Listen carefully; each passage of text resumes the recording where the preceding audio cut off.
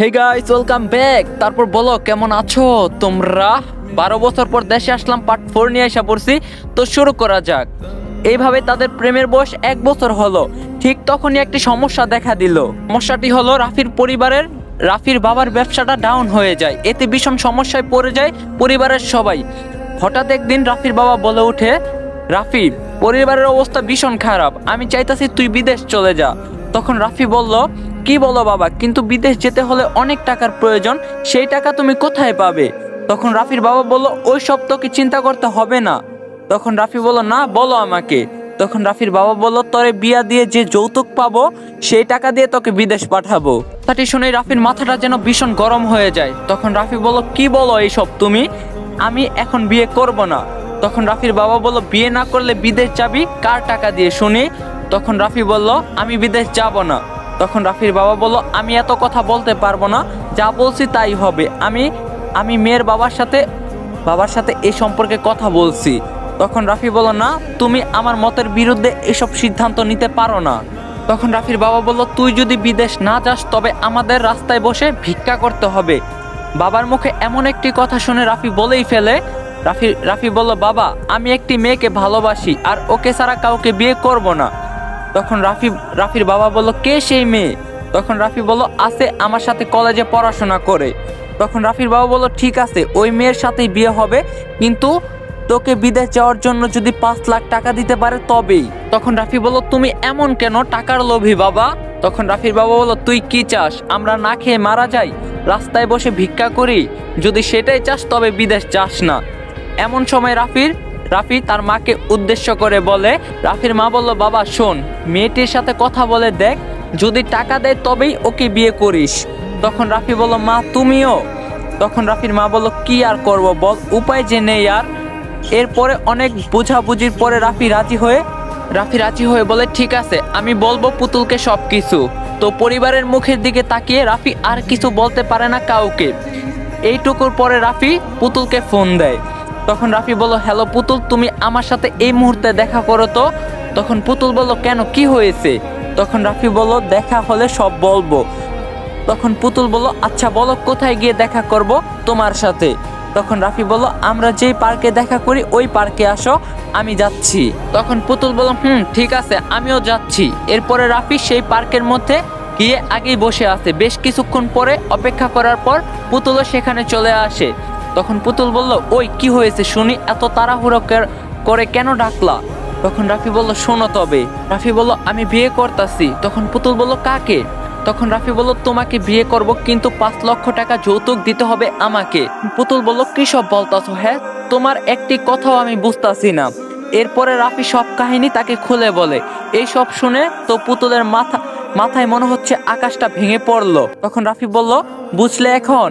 তখন পুতুল বলল, বুঝছি, আমাকে মাফ করে দিও, তোমার কথাগুলো আমি রাখতে পারছি না। তখন রাফি বলল, মানে? তখন পুতুল বলল, তুমি তো জানোই আমি গরিব ঘরের মেয়ে, বাবা দিন আনে দিন খাই, আমি এত টাকা কোথায় পাবো? তখন রাফি বলল, তাহলে আমি এখন কি করব বলো? তখন পুতুল বলল, কি আর করবা বলো, তোমার বাবা মায়ের পছন্দের মেয়েকে বিয়ে করো। তখন রাফি বলল, কিন্তু? পুতুল বলল, কোনো কিন্তু না রাফি, আমি চাই তুমি ভালো থাকো, আমার জন্য তোমার ক্ষতি হোক সেটা চাই না। তখন রাফি বলল, আমি তোমাকে অনেক ভালোবাসি পুতুল, তোমাকে ছাড়া থাকতে পারবো না। তখন পুতুল বলল, আরে পাগল, পারবা, আচ্ছা আমি আসি এখন। পুতুলের এমন আচরণে রাফি বেশ অবাক হয়, কারণ পুতুল তো এমন কথা বলার মেয়ে না। তখন রাফি বলল, তুমি কি বলতাছো, একবার ভেবে দেখছো? তখন পুতুল বলল, দেখছি, তবে একটি কথা বলি, আমি তোমাকে সারা জীবন ভালোবেসে যাব। তখন রাফি বলল, পুতুল চলো আমরা বিয়ে করে ফেলি, তখন আমার বাবা মা কিছু করতে পারবে না। তখন পুতুল বলল, সরি, আমি তোমার বা আমার বাবা মাকে কষ্ট দিয়ে বিয়ে করতে পারবো না। তখন রাফি বলল, তুমি এমন কেন? হ্যাঁ? তখন পুতুল বলল, আমি এমনই। আচ্ছা আসি, আমার সময় নেই, তুমি ভালো থাকিও কেমন? এই কথাটি বলে পুতুল সেখান থেকে চলে যায়। সবাই ভাবতে পারেন পুতুল এমন কেন করলো।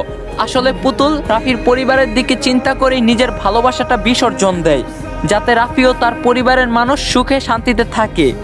এদিকে রাফিও পুতুলের আচরণে ভীষণ কষ্ট পেয়ে সেখান থেকে চলে আসে বাসায়। পুতুল বাসায় আসার সাথে সাথে ওর মা পুতুলের মা জিজ্ঞাসা করে, কিরে পুতুল, তুই কান্না করতাছিস কেন, কি হয়েছে? আমাকে বল। তখন পুতুল বলল, কই তেমন কিছু না, রাস্তা দিয়ে আসার সময় হোঁচট খেয়ে পড়ে গেলাম, তাই ব্যথা পাইছি। তখন তখন পুতুলের মা বলল, ও আচ্ছা, একটু দাঁড়াও, আমি তেল মালিশ করতাছি। তখন পুতুল বলল, না লাগবে না, একটু পরেই ঠিক হয়ে যাবে। তখন পুতুলের মা বলল, আচ্ছা তুই যা ভালো বুঝিস। রাফিকে নিয়ে পুতুল যে ছোট্ট ছোট্ট স্বপ্ন বুনছিল সব যেন আজ ক্ষণিকের ভিতরে শেষ হয়ে গেল।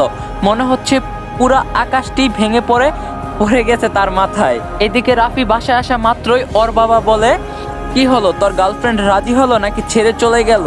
রাফি বলল, এত কথা বলতে পারবো না, আমার বিয়ে ঠিক করো, যেখানে বিয়ে দিবা আমি সেখানেই করব। তখন রাফির বাবা বলল, জানতাম রাজি হবে না, ঠিক আছে কাল তোর বিয়ে হবে।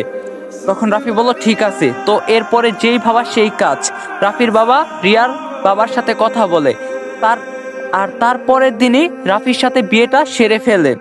রাফির যেন বিশ্বাসই হচ্ছে না সে বিয়ে করছে, কি থেকে যে কি হচ্ছে নিজেই জানে না। রাফির বাবা এতটাই লোভী ছিল যে রাফির কবুল বলার আগে 5 লক্ষ টাকা নিয়েছিল, কারণ পরবর্তীতে যদি কোনো সমস্যা সৃষ্টি করে। তাই বিয়ের 1 মাস পর হঠাৎ একদিন রাফিকে বলে উঠে, রাফির বাবা বলল, রাফি সামনের শুক্রবার তোর ফ্লাইট, দুবাই যাচ্ছিস, সেখানে মোটা অঙ্কের টাকা পাবি। তখন রাফি বলল, বাবা এত তাড়াতাড়ি যাব? তখন রাফির বাবা বলল, কারণ দেশে থাকলেই সমস্যা, তার চেয়ে বিদেশ চলে যা। বাবার এমন কথায় রাফি কোনো উত্তর দিতে পারে না, শুধুমাত্র বলে, ও আচ্ছা। তখন রাফির বাবা বলল, বৌমাকে নিয়ে টেনশন করিস না, আমরা আছি তো নাকি, তুই শুধু টাকা কামাই কর। এখন সবাই বলতে পারে রাফি এত ফাস্ট পুতুলকে ভুলে গেল, এটা আবার কেমন ভালোবাসা? নতুন জিনিস পাইলে সবাই পুরাতন জিনিসের কদর করে না, সেটা হোক নারী বা অন্য কিছু।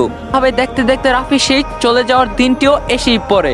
রাফি সবার কাছ থেকে বিদায় নিয়ে শেষে বউয়ের কাছে চলে আসে। তখন রাফি বলল, নিজের খেয়াল রাখিও, আমার বাবা মা ভাইয়ের সাথে খারাপ আচরণ করবে না। তখন রিয়া বলল, ঠিক আছে, ওখানে গিয়ে আমাকে ভুলে যেও না। রাফি বলল, এরপরে রাফি দুবাই চলে আসে। তো রাফি শিক্ষিত হবার কারণে খুব সহজেই একটি চাকরি ম্যানেজ করে ফেলে। ভালোই যাচ্ছিল দিনগুলো, দেখতে দেখতে 3-4 বছর হয়ে গেল। হঠাৎ একদিন রাফির ফোনে একটি কল আসে। প্রথম রিসিভ না করলেও পরিবর্তিত ফোনটি রিসিভ করে। রাফি বলল, আসসালামু আলাইকুম, কে বলতাছেন? ওই দিক থেকে একটি নারীর কণ্ঠ ভেসে আসে। আমি কে সেটা পরে শুনিয়েন, আগে বলুন আপনার বাবার যে আরো বউ সন্তান আছে এটা কি আপনি জানেন? আবার আপনার বউয়ের সাথে আপনার ছোট ভাইয়ের হাসিবের পরকীয়ার সম্পর্ক, এটা কি জানেন? থাক আর না বলি, এরপরের কাহিনী তো সবকিছুই বলছি আগের পর্বে, তাই আর বললাম না। যাক, এখন গল্পের বর্তমানে ফিরে আসি। এতক্ষণ তো অতীত সম্পর্কই বললাম, এখন বর্তমানে চলেন ফিরা যাই। এখন রাফি বলল, মা তুমি কি সত্যি আমার সাথে যাবে না শহরে? তখন রাফির মা বলল, না কখনোই যাব না, আমার শেষটুকু জীবন এই গ্রামেই কাটাতে চাই। তখন রাফি বলল, ঠিক আছে, এই নাও, এটা আমার নাম্বার, যে কোনো সময় সমস্যা হলে অবশ্যই ফোন দিবা, আমি সাথে সাথে চলে আসব। রাফির এমন কথা শুনে ওর মা বলে, রাফির মা বলল, তুই আমাদের সাথে থেকে জানা বাবা। তখন রাফি বলল, না মা, সেটা হয় না, তোমার ছেলের অনেক কাজ এখন। তখন রাফির মা বলল, ঠিক আছে, আচ্ছা যা, আবার কবে আসবি সেটা বল। তখন রাফি বলল, সামনের সপ্তাহে বা তারপরের সপ্তাহে। তখন রাফির মা বলল, ঠিক আছে বাবা, আমার সাবধানে যাস, তোর জন্য সব সময় বুক ভরা দোয়া রইল। এটা শোনা মাত্রই রাফি তার মাকে জড়িয়ে ধরে কান্না করে দেয়। তখন রাফির মা বলল, পাগল ছেলে, দেখো কান্না করে। তখন রাফি বলল, তোমাকে অনেক ভালোবাসি মা, আমি জানতাম না আমার জীবনটা এমন হয়ে যাবে। তখন রাফির মা বলল, সব ঠিক হবে, দেখিস। এরপরে রাফি সেখান থেকে আর কারোর সাথে কথা না বলে বেরিয়ে পড়ে। সবাই ভাবতাছেন রাফি শহরে চলে যাচ্ছে, আসলে না, রাফি এখন পুতুলের বাসায় আছে। আরো একটি কথা অনেকে প্রশ্ন করতে পারেন যে, ভাই রাফি বিদেশ থাকতে কোনো মহিলা এই সব জানিয়েছে যে তার বাবা বিয়ে করছে, আবার বউ পরকিয়া করতেছে, সবকিছু পুতুল বলছে, ভয়েস চেঞ্জ করে যাতে রাফি চিনতে না পারে। কিন্তু রাফি ঠিকই চিনছিল, কিন্তু তাকে বলেনি। তো এরই মধ্যে রাফি সোজা পুতুলের বাসায় চলে যায়। তখন রাফি বলল, পুতুল, এই পুতুল বাহিরে আসো তো। এইভাবে ডাক শুনে পুতুলের বুকে যেন ধরপড় শুরু হয়ে গিয়েছে। বাহিরে এসে পুতুল বলল, জি বলুন। তখন রাফি বলল, তুমি সত্যি বলছো আমার বাসার সবাই খুব স্বার্থপর? তখন পুতুল বলল, ওহ ভালো। তখন রাফি বলল, ভিতরে আসতে বলবেন আমাকে? তখন পুতুল বলল, অপরিচিত মানুষকে ভিতরে ঢুকতে দেওয়া যাবে না, নিষেধ আছে। তখন রাফি বলল, কি আমি অপরিচিত লোক? তখন পুতুল বলল, যা বলার আছে এখানেই বলো। তখন রাফি বলল, ভালোবাসো আমায় এখনো? তখন পুতুল বলল, আপনি কে যে আপনাকে ভালোবাসতে যাব আমি? তখন রাফি বলল, আমি তোমার ভালোবাসা, তোমার স্বপ্ন। তখন পুতুল বলল, আমার কেউ নাই। রাফি বলল, চলো না বিয়ে করে ফেলি, যেখানে কেউ থাকবে না আমাদের বাধা দিতে। পুতুল বলল, ইচ্ছে নেই বিয়ের। তখন রাফি বলল, কেন ইচ্ছে নেই, জানতে পারি কি? তখন পুতুল বলল, সব ইচ্ছা মারা গিয়েছে। তখন রাফি বলল, আরেকবার এই কথাটি বললে এমন একটি থাপ্পড় দিব না। তখন পুতুল বলল, আপনি কে যে আমাকে থাপ্পড় দিবেন? তখন রাফি বলল, আমি তোমার স্বামী, তাই আমার যা ইচ্ছা করতে পারি। তাকে বলে পুতুলের ঠোঁটে চুমু দিয়ে বসে রাফি, যার জন্য পুতুল একটু প্রস্তুত ছিল না। প্রায় 3 মিনিট রাফি পুতুলের ঠোঁটে মধ্যে নিজের ঠোঁট এক রাখে। পুতুল নিজেকে ছাড়িয়ে নেওয়ার চেষ্টা করে, কিন্তু রাফির সাথে পেরে ওঠে না। যখনই রাফি পুতুলকে ছেড়ে দেয়, ঠিক তখনই পুতুল ঠাস ঠাস করে 3টা থাপ্পড় মারে। তোমার সাহস হয় কেমনে আমাকে কিস করার, হ্যাঁ? তখন রাফি বলল, আশ্চর্য, তুমি আমাকে থাপ্পড় দিলা কেন? তখন পুতুল বলল, একদম চুপ করো আর আমার বাসা থেকে বেরিয়ে যাও, বেয়াদব কোথাকার। তখন রাফি বলল, সমস্যা কি? তখন পুতুল বলল, আমার কোনো সমস্যা হতে যাবে? সমস্যা হলে তোমার হবে। তখন রাফি বলল, আমারও কোনো সমস্যা নাই। পুতুল বলল, তুমি আমাকে কোন অধিকারে কিস করলে, হ্যাঁ? তখন রাফি বলল, ভালোবাসার মানুষকে কিস করা যায়। তখন পুতুল বলল, ওয়েট, কিসের ভালোবাসা আর কিসের ভালোবাসার মানুষ, হ্যাঁ? তখন রাফি বলল, কেন তুমি আমাকে ভালোবাসো না বুঝি? তখন পুতুল বলল, আশ্চর্য, আপনাকে কেন আমি ভালোবাসতে যাব? তখন রাফি বলল, প্লিজ পুতুল, ফাইজলামি করিও না, আমি কিন্তু সিরিয়াস। তখন পুতুল বলল, আমি কি আপনাকে বলছি ভালোবাসি? তখন রাফি বলল, বলো নাই, কিন্তু আমি জানি তুমি শুধুমাত্র আমাকেই ভালোবাসো। ঠিক সেই সময় একটি বাচ্চা এসে বলতে থাকে, আম্মু ও আম্মু, এটা কি আমার বাবা হয়? কথাটি শুনে রাফি বেশ আশ্চর্য হয়, কারণ কে এই বাচ্চা আর পুতুলকেই বা কেন আম্মু বলে ডাকতাছে। গাইস, আজকের পার্টটা এখানে এন্ড করতেছি, কিন্তু তোমরা যারা আমার সাথে ট্রেডিং করতে চাও এন্ড ইনকাম করতে চাও, তোমরা তাড়াতাড়ি আমার টেলিগ্রাম চ্যানেলে জয়েন হয়ে যাও। টেলিগ্রাম চ্যানেলের লিঙ্ক আছে ডিসক্রিপশন বক্সে। সবাই টেলিগ্রামে জয়েন হয়ে যাও আর বেশি বেশি করে চ্যানেলে সাবস্ক্রাইব করো এন্ড ভিডিওটা লাইক দাও। দেখা হবে কালকে ঠিক পার্ট 5-এ। সবাই ভালো থাকো, সুস্থ থাকো, আল্লাহ হাফেজ।